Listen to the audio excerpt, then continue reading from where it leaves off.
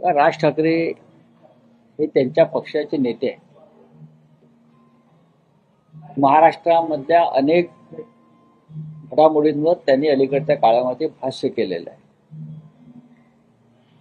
मग अहमदाबादला विमान कोसळलं, ड्रीम लाईनर, त्याच्यावर ते बोललेले आहे. परवा इंद्रायणी नदीवरचा जो पूल कोसळला त्याच्यावर त्यांनी त्यांचं भाष्य केलेलं आहे. राज ठाकरे या राज्याचे नेते आहेत, एका पक्षाचे प्रमुख आहेत. त्याच्यामुळे ते काय बोलतायत आणि काय बोलणार आहे त्याच्यावरती मी आता भाष्य करणं बरोबर नाही. ते काय बोलतात ते आम्ही सुद्धा ऐकतो नक्कीच. तुम्हाला जे अपेक्षित आहे त्याच्यावर नक्कीच बोलतील ते, असं मला वाटतं. उद्या शिवसेनेचा 59वा वर्धापन दिन, लक्षात घ्या. उद्या शिवसेनेचा 59वा वर्धापन दिन आहे. मूळ शिवसेनेचा, डुप्लिकेट शिवसेनेचा नाही. आणि त्या वर्धापन दिन सोहळ्यामध्ये शिवसेना पक्षप्रमुख उद्धव ठाकरे हे सुद्धा अनेक विषयांवरती आपल्या भूमिका स्पष्ट करतात.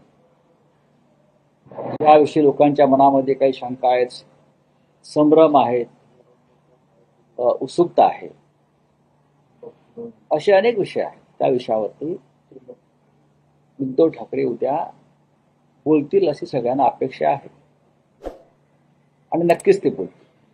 आज राज ठाकरेंची पत्रकार परिषद आहे, उद्धव साहेब बोलणार आहेत. चांगलं आहे ना, एकत्र येणार यावर काय खरं तर चांगलं आहे ना. त्याच्यामध्ये शंका घेण्याचं कारण काय?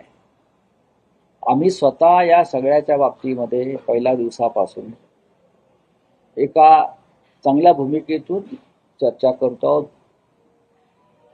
पण शेवटी उद्धव ठाकरे व राज ठाकरे हे जे दोन बंधू आहेत, त्यांचे पक्ष जरी स्वतंत्र असले तरी शेवटी ते दोन बंधू आहेत.